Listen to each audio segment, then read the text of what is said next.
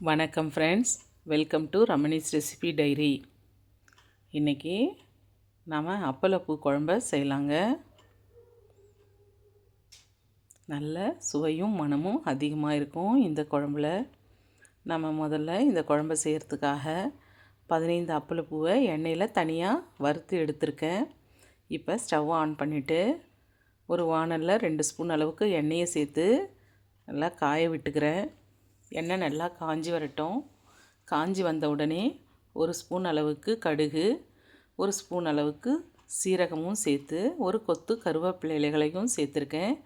கடுகு நல்லா வெடிஞ்சு வந்த உடனே மீடியம் சைஸ் வெங்காயம் 1 எடுத்து கட் பண்ணி சேர்த்துருக்கேன். வெங்காயத்தை நல்லா வதக்கி விட்டுக்கலாங்க. வெங்காயம் கண்ணாடி பதம் அளவுக்கு வதங்கி வந்தால் போதுமானது.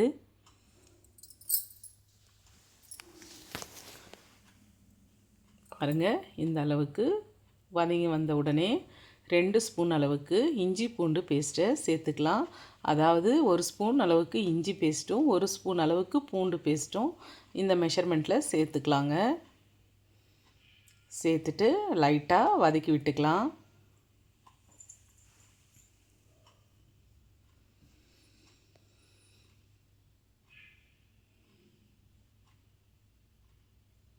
இந்த அளவுக்கு வதங்கி வந்த உடனே பெரிய சைஸ் தக்காளி 2 பொடியாக கட் பண்ணி இந்த இஞ்சி பூண்டு பேஸ்ட்டோடவே சேர்த்து விட்டுக்கலாங்க. மீடியம் சைஸாக இருந்தால் 3 தக்காளி எடுத்துக்கலாங்க. தக்காளியை சேர்த்து நல்லா வதக்கி விட்டுக்கலாம். தக்காளி நல்லா மசிஞ்சு வரணுங்க, அந்த அளவுக்கு வதக்கி விடணும்.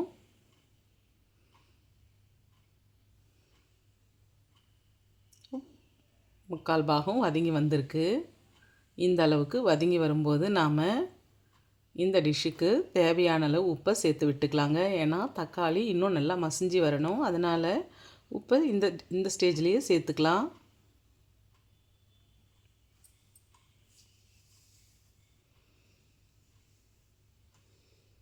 சேர்த்துட்டு இது கூடவே 1/4 ஸ்பூன் அளவுக்கு மஞ்சள் பொடி சேர்த்துக்கலாங்க.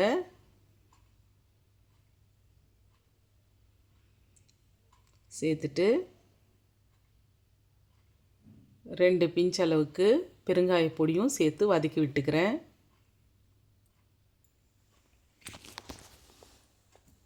இது வதங்கி வரும்போதே நாம் 4 பச்சை மிளகாயை இது கூட சேர்த்து விடலாங்க.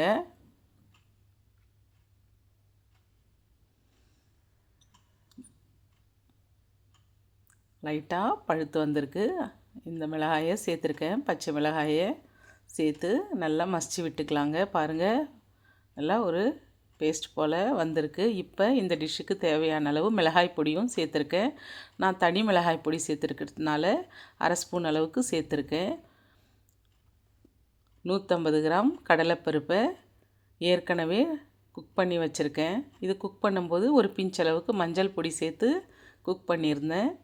நல்லா மசிஞ்சு வந்திருக்கு. இதை இந்த வானலில் சேர்த்து விட்டுக்கலாங்க. மசாலாவோட சேர்த்துட்டு நல்லா கலந்து விட்டுட்டு ஒரு 10 நிமிஷம் போல் கொதிக்க விட்டுக்கலாங்க. பாருங்கள், நல்லா மசாலாவோடு சேர்ந்து பருப்பும் கொதிச்சு வருது.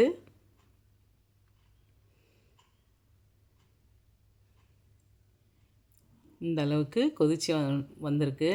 இப்போ நாம் அரை மூடி தேங்காயோட சோம்பு சேர்த்து நல்லா நைஸாக அரைச்சி சேர்த்துருக்கேன். சேர்த்துட்டு கூட 2 டம்ளர் அளவுக்கு தண்ணியை சேர்த்து விடுறேன். ஏன்னா பருப்போட அப்பளப்பூ சேர்க்கும்போது நல்லா கட்டித்தன்மை வந்துடும், அதனால் தண்ணி கொஞ்சம் கூட சேர்த்து கலந்து விட்டுக்கலாம். தேங்காயும் சோம்பும் அரைச்ச விழுதை இதில் சேர்த்துருக்கிறதுனால நல்ல வாசனை கிடைக்குங்க. குழம்போட டேஸ்ட்டும் கூட இருக்கும்.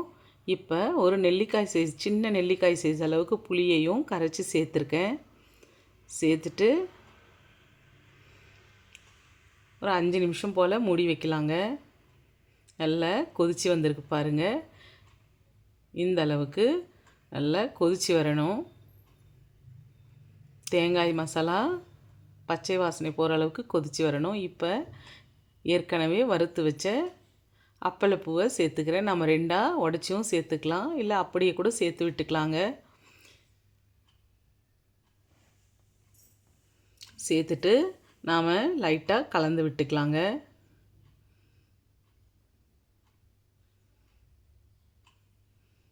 கொஞ்சம் தண்ணியாக இந்த குழம்பு வச்சோம்னா அப்பளப்பூ சேர்த்த உடனே குழம்பு கொஞ்சம் கெட்டித்தன்மை கிடைக்கும். குழந்தைகள் விரும்பி சாப்பிடுவாங்க. அருமையான அப்பளப்பூ குழம்பு ரெடிங்க. இது மேலே நாம் தனியா இலைகளை தூவி பரிமாறிக்கலாங்க. அருமையான அப்பளப்பூ குழம்பு ரெடி. Thank you friends.